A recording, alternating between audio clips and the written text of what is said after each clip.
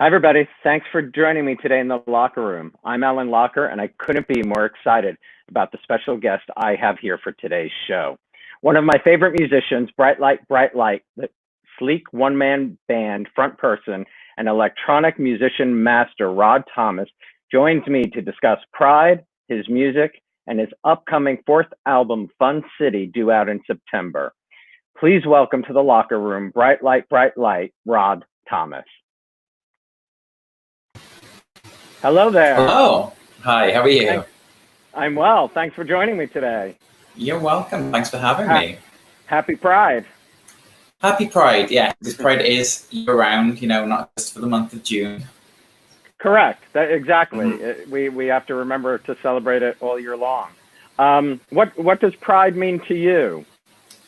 I feel like a lot of people have had different responses to that question, especially in the last month or two. But for me, Pride has always been about community. And, where I grew up in the middle of the countryside in Wales, there was no queer representation at all. So Pride was like, the first time that I ever really got to see like that many people like me, per se, as in like not straight in one place. So for me, that was about like realizing that I wasn't alone. And now, for me, as an adult, Pride is very much about like reminding other people that they're not alone.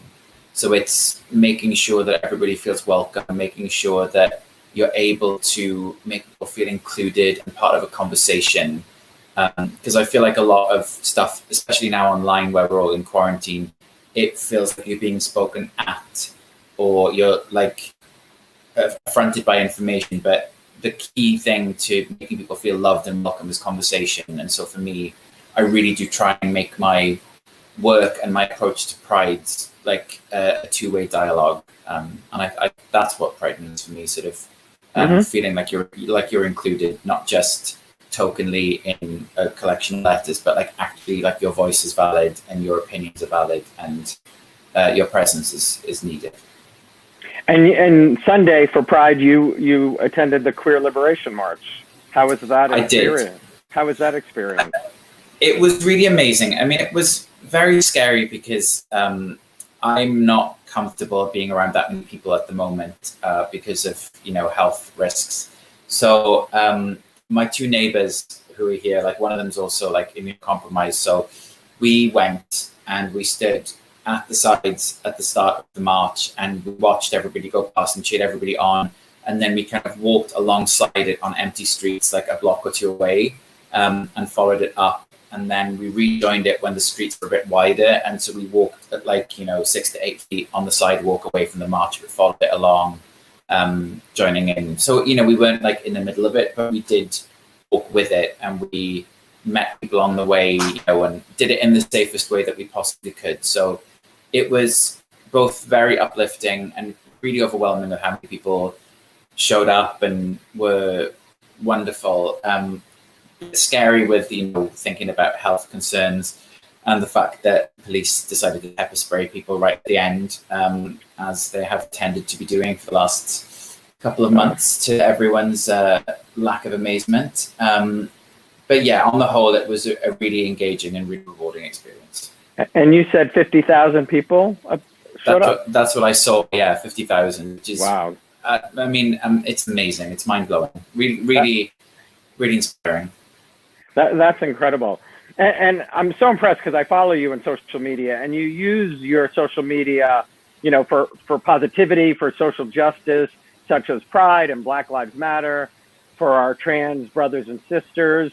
I saw the ACLU post that you shared last night about what our current president is proposing, a rule that would allow federally funded homeless shelters to turn away trans and non-conforming people, which is just horrible. But is it important to you to use your platform for that? Yeah. I feel like there's no point having a platform unless you use it. Nobody exists separate from society in the world. And I feel like if you see something happening that is not acceptable and that you don't agree with, then why would you not use your voice to highlight these things that people should be paying attention to and counteracting in whichever way possible? So for me, everything that I do is based on you know, who I am and where I've come from and where I'd like to go, and, you know, all the people that have inspired me along the way. And how could I possibly not make a comment on something that's horrifically inhumane? And why would I not try and share information? You know, like this month or two has been a huge learning curve, because I didn't grow up in America. I don't know how your country is built or how the system is constructed, what ideals and I'm sure you're horrified things. looking at it. I am. You know, I come from another very problematic country. You know, the UK is a nation, and Wales is the country, the UK is the kind of governing body, whatever, which is equally problematic, but in slightly different ways and in different scales, depending on what the concern is. So the police system here is mortifying, and, you know, the government is mortifying. Just everything that they're trying to do. I really don't understand how people can be so just utterly spiteful, and what the benefit of that is, other than obviously money, but like to what cost? Like you really are prepared to look like the devil on earth just for more money. Like, congratulations, you know, great.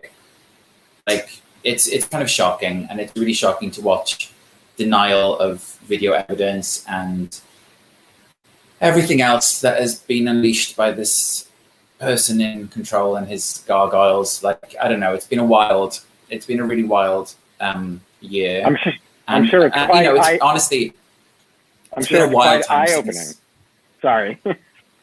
It's eye-opening, and it's spine-crushing, like how different this country is today versus when I moved here under Obama's presidency, and just the general tone of the country, and like how emboldened racism is once, you know, publicly, and how acceptable it is because of who's running the country. And I really can't believe that in this world, the person running the country is promoting racist and anti-LGBTQ plus vocabulary and action. I actually can't believe that is really happening and is legal. I can't believe it's illegal. I can believe that he wants it. I just can't believe that it's legal. So it's true. I couldn't agree more. You know, I grew up with two parents who were Holocaust survivors who are no longer with us. So, but seeing what had happened and what he promoted back during the Charlottesville incident, you know, couldn't believe we were dealing with that so many years after World War II. But yeah, we're not here for that today. But going back, you've been in New York 7-8 years now? Just over 7 years, yeah. Just over 7. And when you were growing up, did you always know you could sing? Was it something you always wanted to do? I don't think it was a conscious thing. You know, like, I come from Wales, which is traditionally known as like the land of song. So there's a big culture of, like, in school, you have to do this thing every year called the Eisteddfod, which is basically like a talent contest. And they have different categories, which is like poetry, song, acting, group stuff, solo stuff. And, you know, I would always sing, and I just sang in the car. It's just, I never thought about it. It's just something that I did, you know? And so it was just always there, and I never really thought it would be a career. I thought it would be something that I did alongside other jobs. And it turns out maybe not. I don't know. You know, it's become something that I never thought it would be. And that's quite amazing. That absolutely. And I read that you would busk on the tube in the UK for money. Mm-hmm. Yeah. For American people, translating that means I used to sing my music on the subway. Yeah. So, like, they had a scheme where they allowed people to get licenses to sing on, like, the subway platforms or, like, the tunnels that join platforms. And I did that every 2 days or something like that for maybe 2.5 years, which was amazing. There were only 2 people the whole time that were, like, actually rude or aggressive. Everybody else was really nice, and it was a really That was an eye-opening experience to see that a lot more people than you think were actually pleasant, even at like 7 in the morning. It was. I'm shocked. It was really I'm shocked that you had to have a license. I don't think that happens here in the United States. No, it doesn't. No, but it was a way for them to, that brings its own problems, because then that's like elitist, and it means that a lot of people that can't. You didn't have to pay for the license, but you had to get to the system. But it denied a lot of people because there was a capacity, and I just managed to get mine before it capped out. But it did at least mean that there was an element of safety. So it meant that you couldn't be moved on by the station managers or whatever. You had a 2-hour slot for each, and you could book as many as you wanted per day. Wow. But you had a 2-hour slot that you could fill, and nobody was allowed to tell you to move. So it was like an element of security, an element of like, not prestige, but it kind of took away from people looking down on you, like a lot of people do with people doing singing up in the streets, or people that are doing non-traditional work, I suppose. And were you playing keyboard at that time? No, it was just me and my guitar. Guitar. How many instruments do you play? Because I know you play quite a few, I think. Yeah, I play piano, guitar, ukulele, bass, flute, saxophone. What else do I play? Looking around. I think then like the variations of like glockenspiel. I think that's it. How many did you teach yourself? I taught myself ukulele. I had saxophone lessons. I taught myself piano after. I did have piano lessons initially with my aunt, my great aunt, for like 6 months, and I hated lessons. I really hated them. Nothing to do with her, but like I don't enjoy playing like dictated classical music, and I hated scales, so I didn't sit with me. So then I had guitar lessons, and then I went back to the piano and kind of taught myself around that. And then everything else like bass or whatever, you just learn from guitar notes, and ukulele, I just did online classes, and like went to websites and read charts and whatever. So yeah, I mean, yeah, quite a few different instruments. That's incredible. I know you've talked about this before, but where did you come up with? I know where, but for the audience, where you came up with the name Bright Light, Bright Light? It's a quote from Gremlins, the movie, which is one of my favorite movies. And I don't really know why I picked that name. It just popped into my head and stuck, and that was that. It works. Mm-hmm. It works. It does. So I was first introduced to you by my friend Scott, who sent me and my husband the Love Part 2 video from your first album. Mm-hmm. And when I was doing my research for this, that was 10 years ago. You released that single. I believe that was your first single. Yes, right? The single was 10 years ago. Yeah, it was something like September 2010 or something like that, which is, it's a very long time ago. What do you remember about release, your nerves, all of that experience of releasing your first single? I don't know. I mean, it was like a stressful time, I think, because, like the UK music industry wasn't looking to sign gay boys, and I feel like that period of my life was not hugely happy, and feeling really like undesirable, and sort of like I was never going to go anywhere. So there was like an element of triumph to putting it out, but it still didn't make anybody kind of come on board for a very long time. So yeah, I don't know. That period of my life is not my favorite, I think. Okay. And you mentioned coming on board. When did they come on board for you? When do you feel that it was?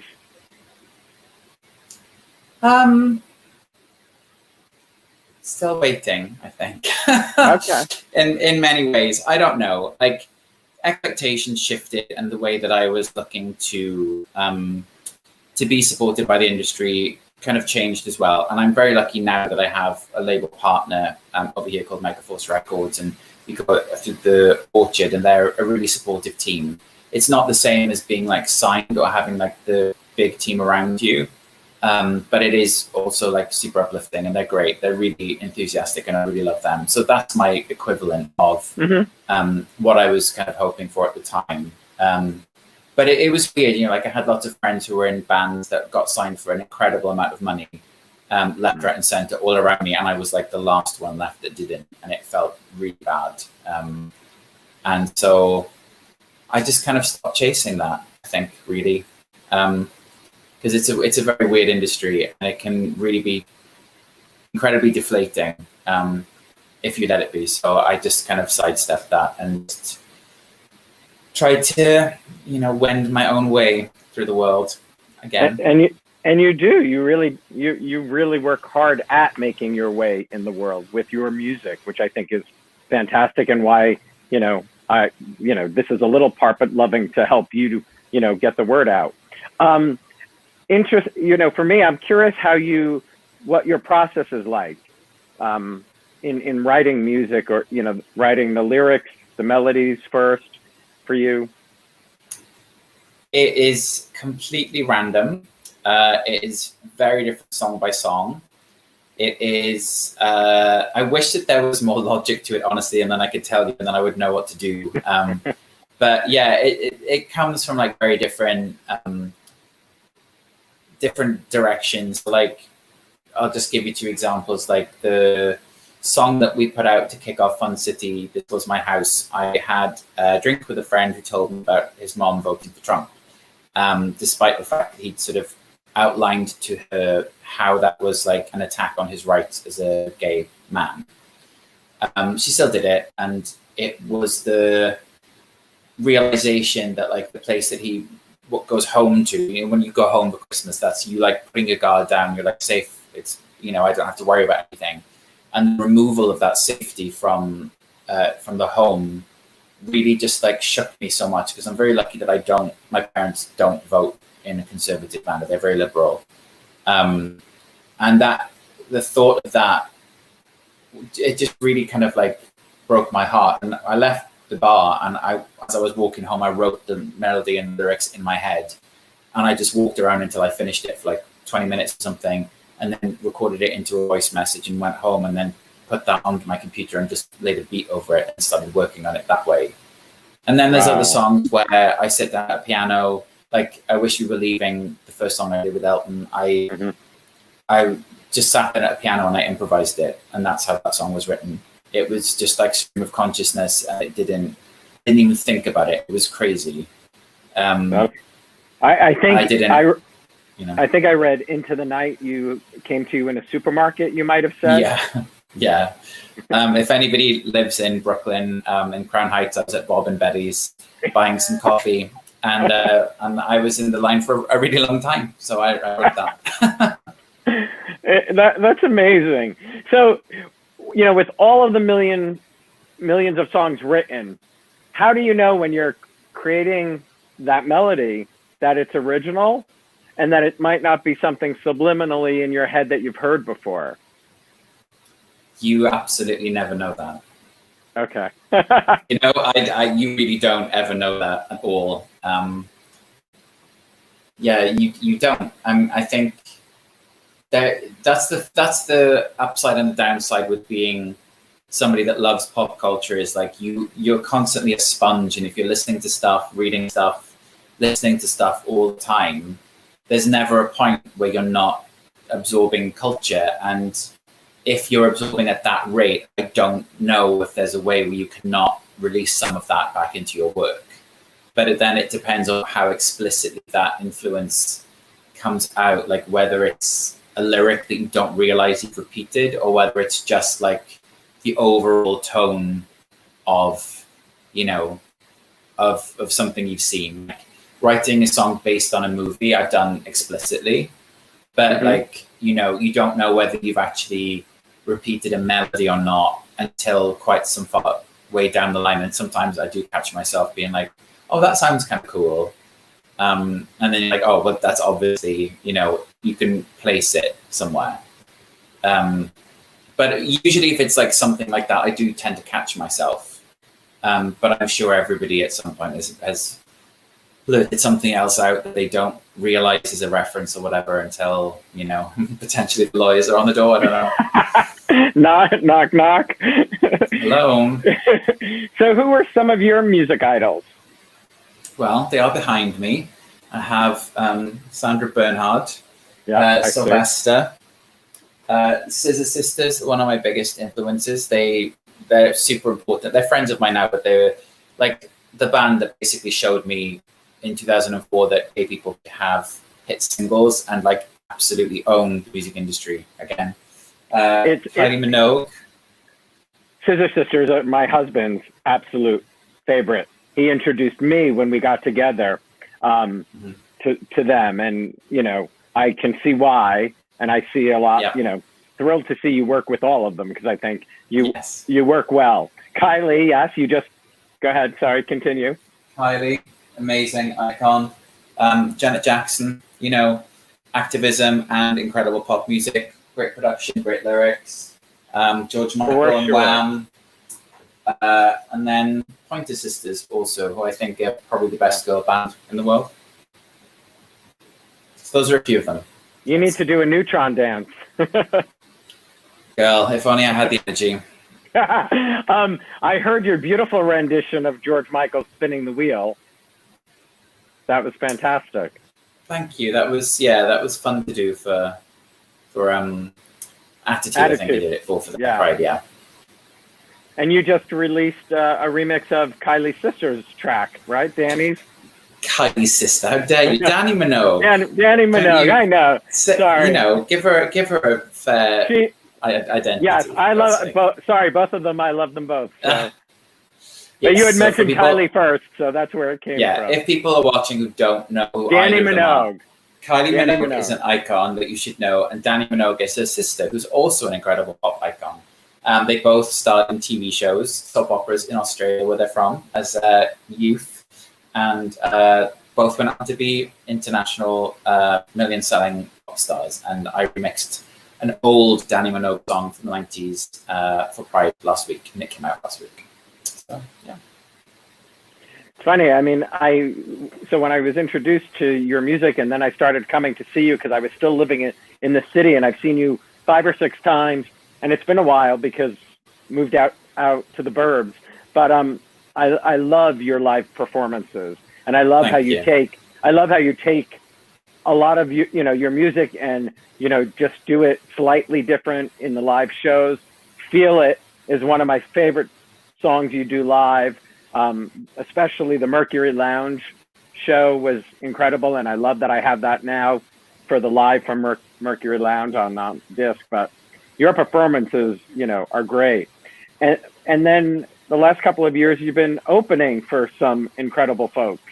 Elton, Cher, Erasure. You did get to open. What?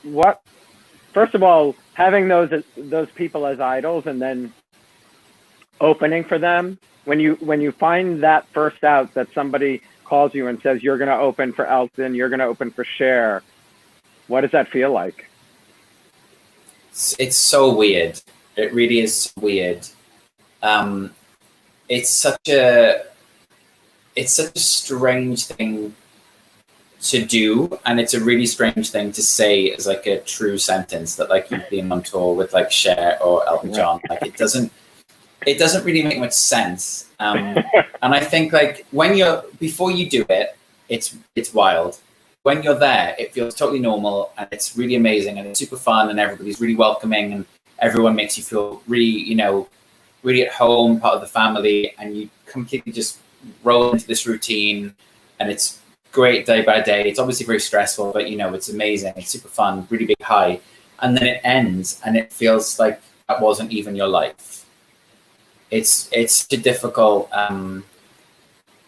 difficult feeling to explain. It's kind of like when you go on vacation and, you know, you're looking forward to something, but you're also a bit like, oh God, I have to get on a plane. Oh, what if the hotel's awful? You know, what if it rains the whole time? And then you get there and you relax into it and you get like so into this wonderful routine that you have, and it feels really good. And then you have to leave. And then as soon as you get back on that plane or whatever to go back to your normal life, you get into your apartment, which is, you know, evidently not a 30,000 person arena or a gorgeous hotel. You're like, wow, that happened. It just feels, it immediately feels like it was 10 years ago. It's really strange. Huh. And I Amazing, mean, obviously. But. And the shows that I've seen are maybe like, you know, because they're small venues in New York City, 2,000, I don't know, 500 to 1,000 people or something like that. What is it like going from that to 30,000? It's just so weird. It's like, it's kind of like immeasurable, you know, like once you get beyond, once you get beyond 5,000 people, then the difference between 5,000 and 10,000 people doesn't feel like much. But then the difference between 10,000 and 30,000 does feel like quite a lot. But it's, you know, everything in the middle, it doesn't make much difference. You're just a gigantic room at that point. And it's really hard for your brain to like understand even how many people are in front of you. It's just like a wall of bodies and lights and darkness and then noise. It's like, I really don't know how to describe it. It's just absolutely mental. I'm sure. I think it's very, very crazy. It's so great. And you've recorded 2 songs with Elton, right? No, 4.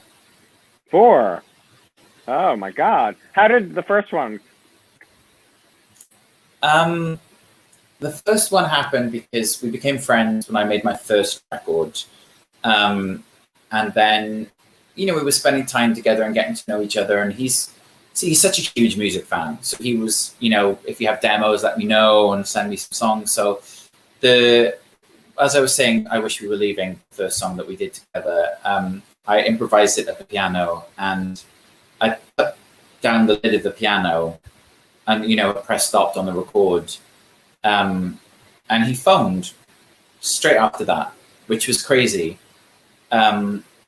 And so when we were talking about maybe doing something together, I sent him the demo for that song and he really loved it. Just because it was like, well, seeing as you called me at the exact second I was writing that song, maybe I'll see if you like this one. And he did. And so I did the production, got the demo ready, sent it to him, and then went down to Atlanta where he was at the time, recorded his vocals in a studio. It's just, oh God, it was just insane. Like, Pinch. I mean, just like, yeah, not even realizing that that's your life. It's very strange to have recorded a song with somebody that I grew up like from birth listening to on the radio, you know? Mad. So I Wish We Were Leaving, All in the Name. Running Back to You and Symmetry of Two Hearts. He does the backing vocals on those. Great. I didn't. So now let's talk about the 4th one. Fun City. Okay. Yeah. The first track, which is well, first of all, let's talk about the name, because I was reading the title. I was fascinated to learn that it came from the former mayor of New York City, Mayor John Lindsay. Yeah. That's fascinating. Yeah, I kind of I like to pin the records on something, you know, like with Life is Easy, it was moving to a different country and reconfiguring perspective. With Choreography, it was based on like dance sequences from 80s and 90s pop culture. Yeah. And with this album, I was trying to think like what would be my through line. And, you know, I'd written a lot of it, but like when we were on tour with Cher, we, you know, I spoke a little bit between some of the songs, but one night I was just, I think, you know, really flustered a bit. Like we were having a great show and there were so many people and the reaction was amazing. And I just said like, oh, well, as you can see, we're quite gay. And the whole room erupted and there was this like wild applause that I just didn't expect. It was just like a statement, like me slip of the tongue. And that night I had so many DMs and retweets and posts about like how important it was that we said that in a public space. Wow. Because people just don't do that. And it really hit me like that, you know, you take for granted that there's representation and there isn't as much as you think there is. So One word. And I just decided to make the record about, you know, focusing on LGBTQ plus community and stories and history and present and future and figures, and using the record to like uplift and amplify voices that, you know, I find really inspiring. And so, you know, obviously acknowledging the fact that things are not perfect and there's a lot to fight against. So when I read that quote, actually, no, I went to see a show that my friend Stephen Hoggett was choreographing. So if you don't know him, he did the choreography for the Harry Potter stage show, and also for Curious Incident of the Dog at Midnight and Once, and multiple things. And he did all of my videos. He did all of my videos for choreography. He did the movement for that. And he did this piece with Nile Rodgers, which was based on disco, and, you know, the end of the disco era and what that meant culturally, and how, you know, the reach and the impact of Black music. And there was a quote in it that it said something about Fear City, but I misheard it as Fun City. And I was like, oh, that's a really cool title. I should have called the show Fun City. It's amazing. So then I went away thinking that that's what they'd said, and it wasn't. And so I Googled Fun City, and that quote came up. And basically what happened is, like, the first day of this mayor's, you know, mayorship, everything went to hell. So, like, there was a huge transit strike, power outs, disastrous first day. And one of his, like, rivals was like, oh, so are you so glad to be the mayor of New York City?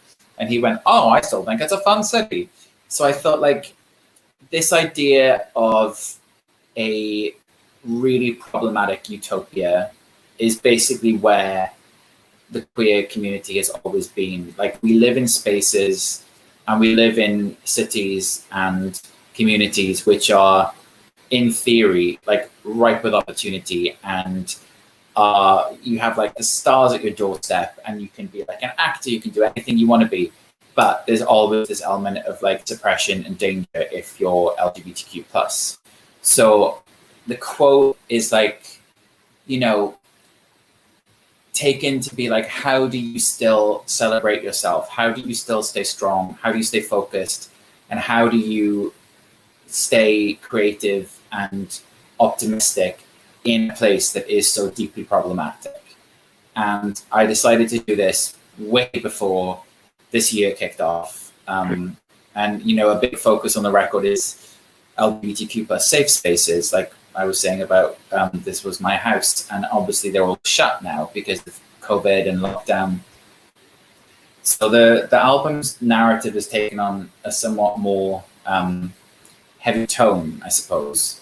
But, you know, it's not a bleak record. It's basically a record about, like, the power of the LGBTQ plus community and the voices and the people within it. And, you know, everybody will have, like, cherry-picked few representative figures. Like, everybody knows, like, you know, this person, but underneath that, like, iceberg, there's, like, millions and millions of people that, like, work every single day creating stuff, uplifting people, running organizations, fundraising, contributing to charities, building homes for people, you know.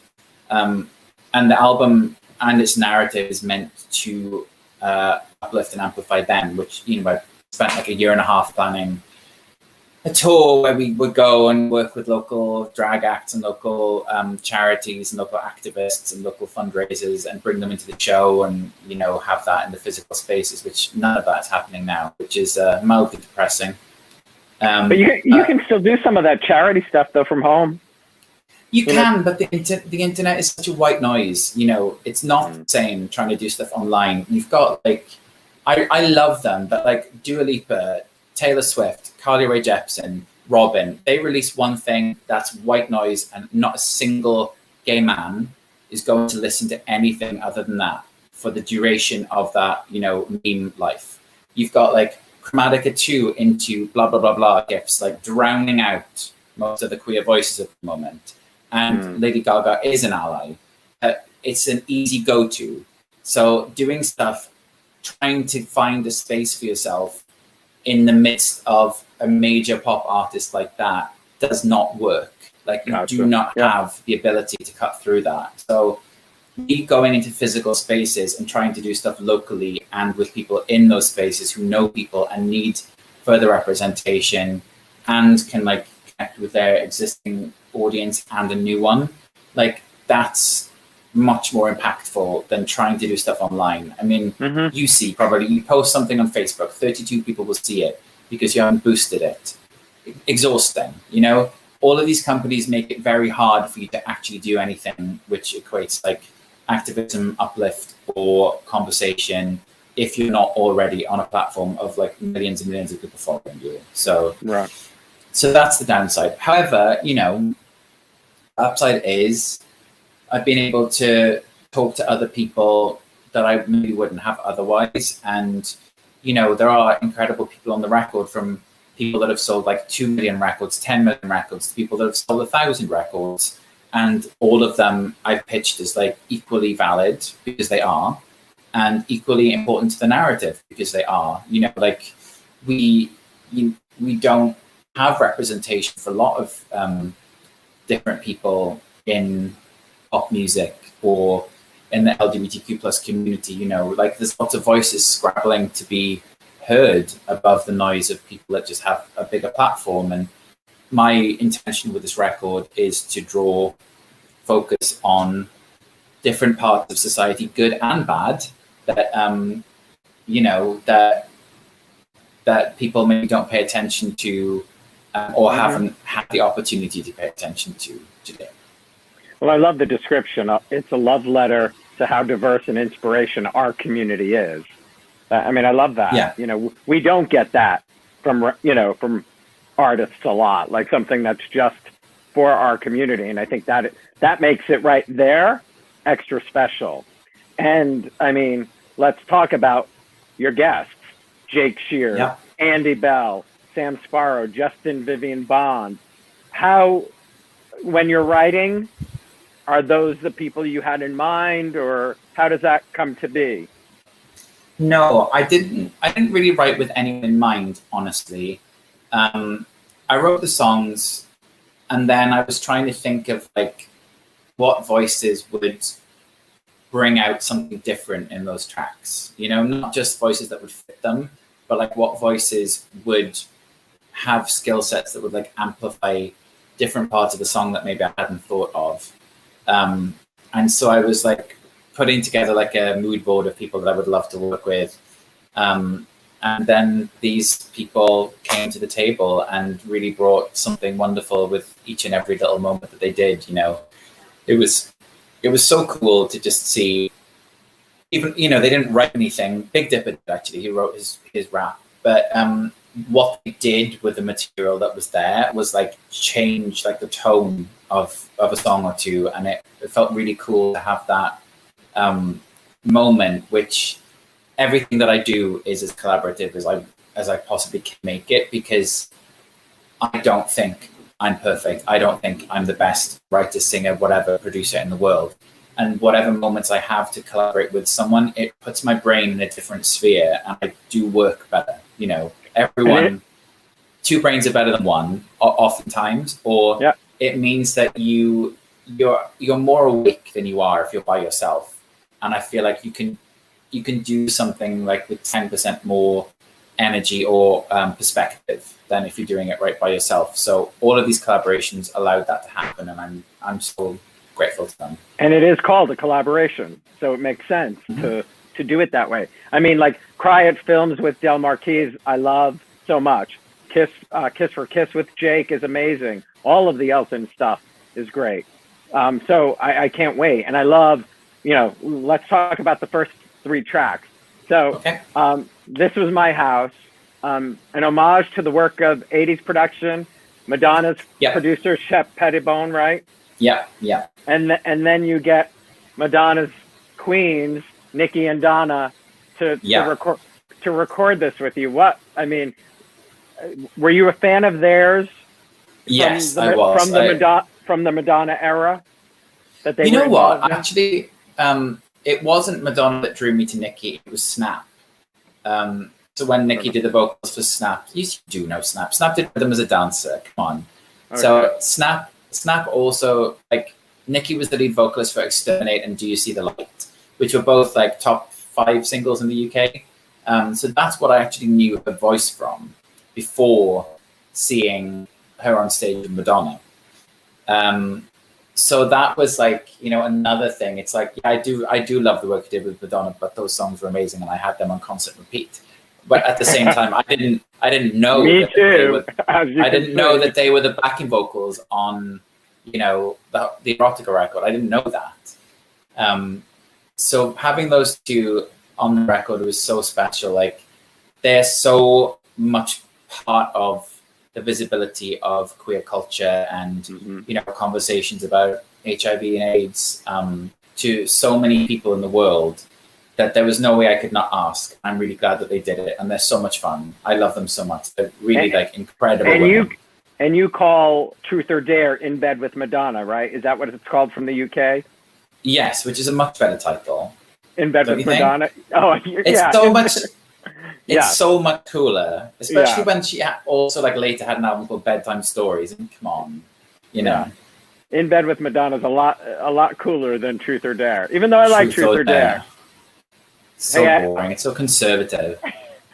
Probably, you know, somebody in America made her change it. And then Sensation with Jake Shears. Talk about that, the second single.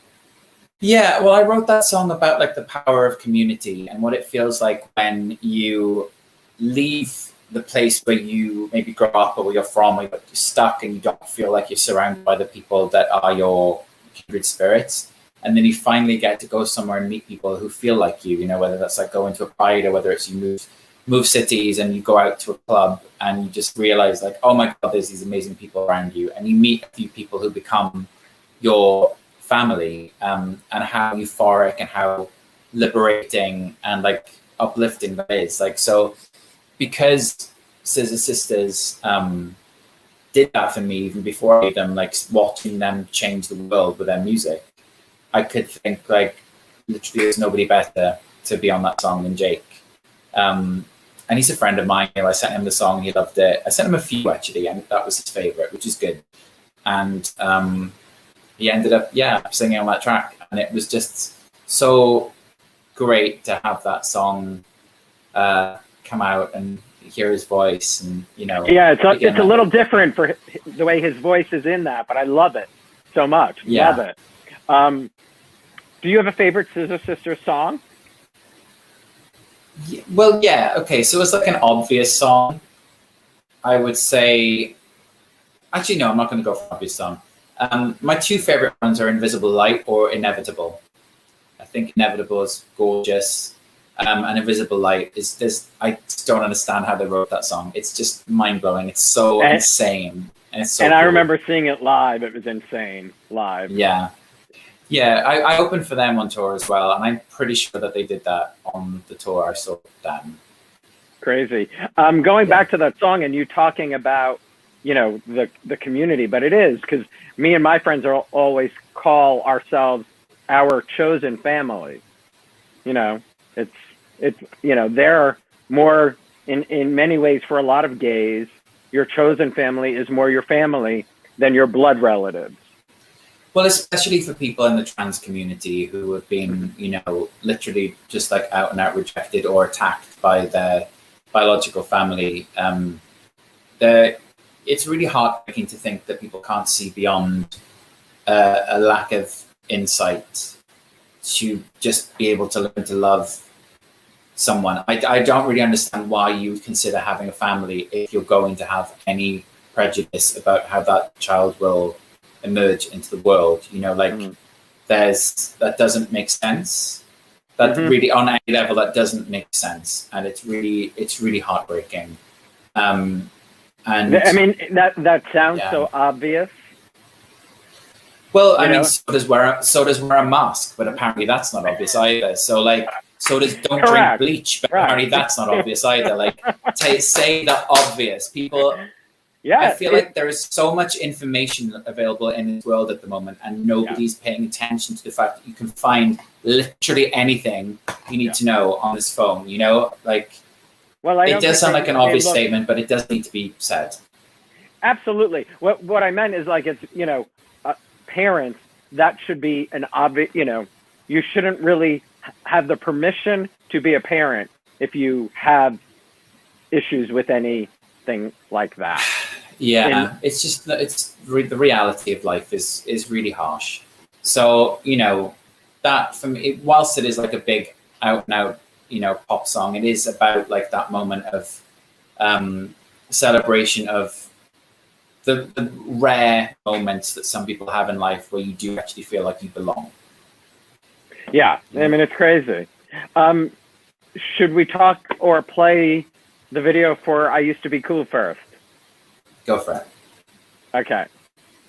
We'll play that first. So give me a second. Here we go. We're going to play that.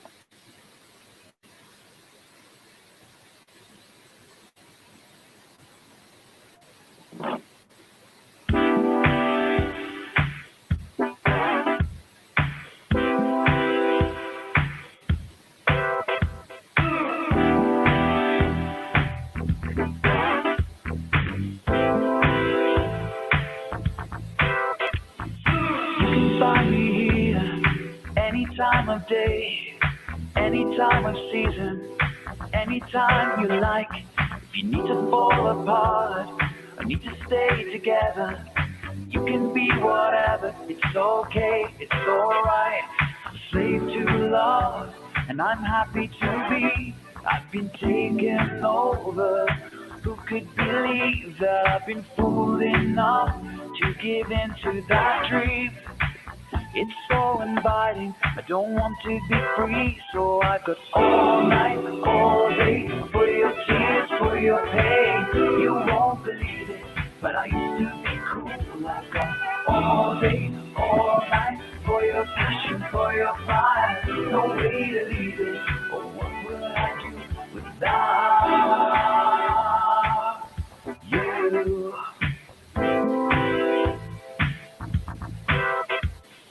When you pull me near, I could stay forever, dancing through the seasons with you. I can go on and watch that forever. That is so fun. The video is amazing. Thank you. We had a lot of fun making it. It was just so silly, you know. I did feel like, you know, the narrative of the album, unfortunately, we planned to make multiple more videos, but COVID came and put a stop to that. Luckily, we shot that one a year ago, basically. We shot it last August. And whilst the message of the album is like, you know, heavy in the implications of what we need to do to address things within the LGBTQ plus community, there's also, for me, like, such an element of humor and the power of humor in LGBTQ plus lives, where we've had to learn to laugh at ourselves, and it's become like the best form of defense. So my intention for this video was to make something which is silly and fun and poking fun at myself and the idea of like delusion when it comes to love and attraction. And, you know, just do something which is like a ridiculous nod to 80s movies like Desperately Seeking Susan and Xanadu and Fast Times at Ridgemont High, where, you know, you just get to have this like absurd fantasy in a house which evidently I can never afford, you know, with like a guy that evidently I could never have kind of thing. You know, it's like, it was just sort of delving into like a very different side of gay culture that was just fun to poke fun at for a while. You just smile watching the video, and that, you know, right now, it's the perfect thing to be released, you know, like that's exactly what we all need. And it's also, you know, especially you think of gay pride and you think of summer, it's like the, you know, perfect time for that. Yeah, it's escapism, you know, like the video that we made, This Was My House, is more representative of how I feel LGBTQ plus life is and should be, and aspirational, you know, like with the sense of community and all the different people that work in New York, particularly because they're all people I know from New York City. And then this is like poking fun at somebody else's ideal situation in their brain, but also, you know, I do love a cocktail by a pool. So I'm living in somebody else's dream fantasy for their gay life at that point in time. And other videos and other songs tap into like other people's nightmare and dream situations, and, you know, forming this whole like sphere about like what different sides of the queer community go through or aspire to, you know. Are you going to release other tracks before September now still? There will be one more track before the record in September. And it's September, was it September 18th? 18th, that's what I thought. So looking at your catalog, if you had to pick, you know, let's say the top 5, do you have of your favorite tracks? Why don't you tell me your top 5 first? Oh my God. I need everything in front of me. Well, Feel It for sure. For me, it's going to be Causing a Commotion because I love the remake of that. Right. Oh God. In Your Care, I absolutely love. I actually, and I want to talk about the piano solo album is also one of my absolute favorites because it's all of your, I mean, I listen, you know, I sometimes listen to that more just for the peaceful, you know, and I did go to the Joe's Pub show, you know, and just hearing them in a different way, I thought was really sort of mesmerizing because, you know, like I love to dance. I mean, dancing is one of my favorite things to do. So your music, you know, when I'm at your shows, but then that album, you know, of the piano solos came out and it was like, you know, crazy. Symmetry of Love is another I really enjoy, but I love your pop culture references. I'm trying to think of, oh my God. For me then, I guess In Your Care is definitely one. Moves, I think, because I'm really proud of Moves. I wrote that with my friend John, and I really love that song.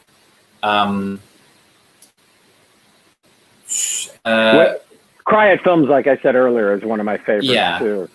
I really am proud of Symmetry of Two Hearts so much. And then I'll pick 2 from this record. I'm really proud of I Used to Be Cool. I'm really proud of it. I really am so proud of it. It doesn't sound like anything I've done before, and I'm really proud of it. And then there's a song called the song I did with Justin Vivian on Saying Goodbye Is Exhausting. I'm really proud of that song. It's really not about something very happy at all, but I'm really proud of it, and I really love how Justin sounds on it, and it's the closing track of the record. And cool. And I hope that people like it when they hear it, or that people respond to it. You know, it's about something like really, really awful. It's basically just about like loss within the LGBTQ plus world, and it was hard to write, but I'm really proud of how it turned out, and I'm really, really proud with the collaboration with Justin. I can't wait to hear the whole album. You made me put me under pressure. Waiting for That Feeling is also one of my favorites. Okay. Good. Love. There's a lot. I mean, that's why it's also hard. But that's what's so interesting about how did the solo come, you know, that solo piano album? Like, do you love taking your dance and then, you know, actually I did it for Christmas. I did it as like a advent calendar countdown. Okay. And I really don't know why. I just thought it would be fun to do, and it was.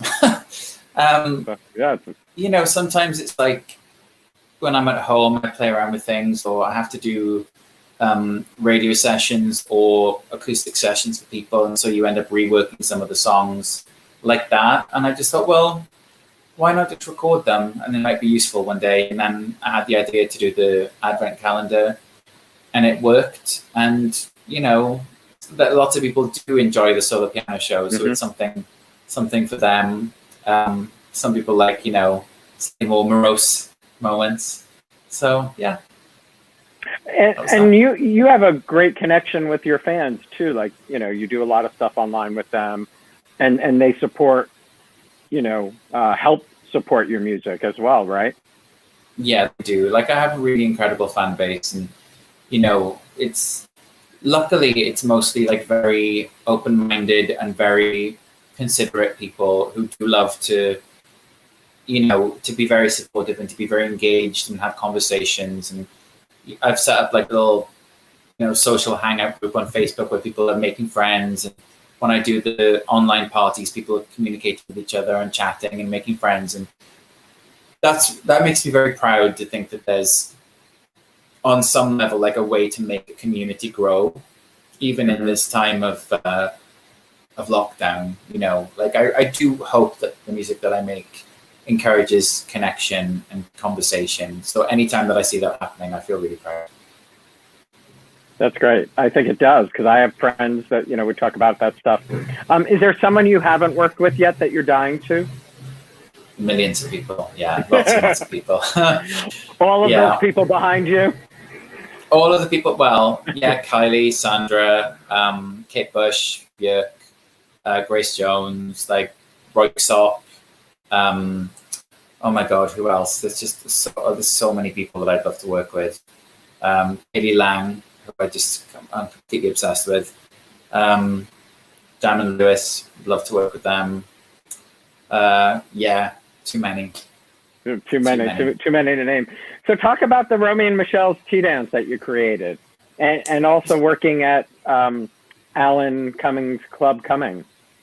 Yeah, is that where it started? No, it's not where it started. No, it's where it moved to when that bar opened. But I set up the party. I wanted to do a Saturday tea dance because, like historically, there are lots of them in New York, but they're on a Sunday, and my friends work 9 to 5, so I thought it'd be nice to have a Saturday thing people could come to. Wouldn't matter if they're hungover the next day, and also means I can still go to the other parties on a Sunday if I want to.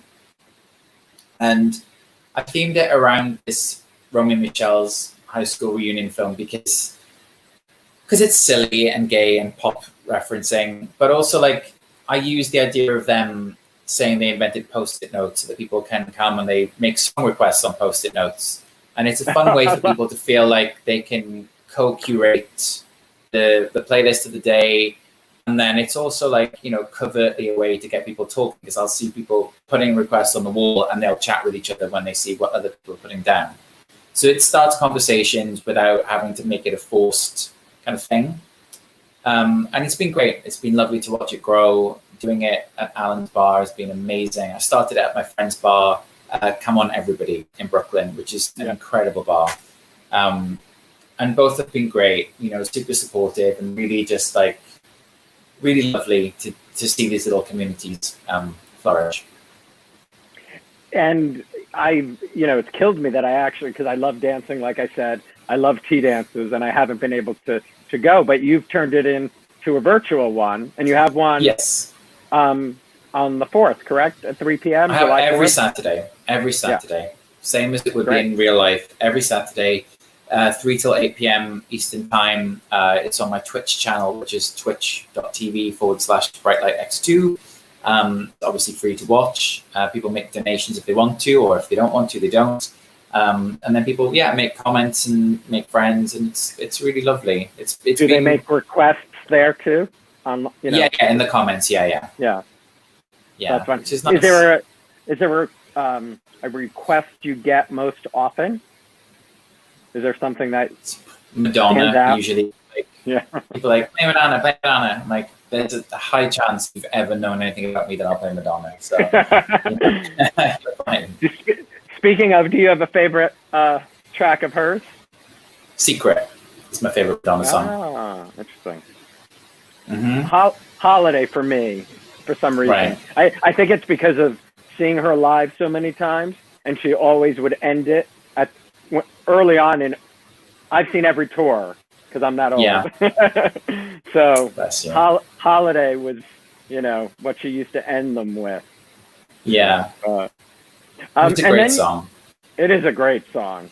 And I just stumbled across your 16 to 18 tracks. Yeah. That's. It is what it is, you know. I know, but I love that. I love that you had them, first of all. Mm-hmm. Talk about that. And the money was raised for COVID, right? Yeah, so Bandcamp have been doing these things where they waive their fee a couple of times, you know, once a month, I think it is, for COVID relief. And I wrote an awful lot of songs before I was 20, so I just thought it'd be fun to revisit some of them and do little stripped down acoustic versions of them and put them up on Bandcamp. And, you know, it's been fun to go through some of them again. Some of them are definitely not worth releasing, but there was a lot of stuff there. So it was a nice exercise to sort of go back and remember what it felt like. To write those. Did you, and you re-recorded them for this, right? Yeah, just acoustic, yeah. Did you have the original recordings too? Wow. Yeah. Wow. I can't thank you enough for spending this time with me. Thank you for having me. You know, it's nice to do like a proper chat and feel like I'm not alone in my room for a little while. Exactly. Well, I hope everybody checks out Fun City when it comes out. Check out the songs that are out now. Yeah, there it is. I love that. It looks like. Who did that? Is that somebody you know, a friend? No, somebody I found online. His name is Fulalio, Fulaleo is his Instagram handle. He's just amazing, like an incredible illustrator from Chile that lives in Australia. And I approached him when I saw his work and was like, would you work with me? And he said yes. And I think it's really incredible. It's really got this like gorgeous 80s Miami kind of tone to it. So yeah, it comes out in September, and we've done like this 2 editions of the vinyl, 2 different colors, and cassette and CD, and yeah, I'm really proud of it. I love his artwork so much. So it's really cool to have something like that, you know. Yeah, I mean that is a great album cover. Thank you. You know, that's something you want to hang. Yes, hang exactly. up. And if you want to hang it, you can pre-order it now. and is there pink vinyl? Mm-hmm. Yep.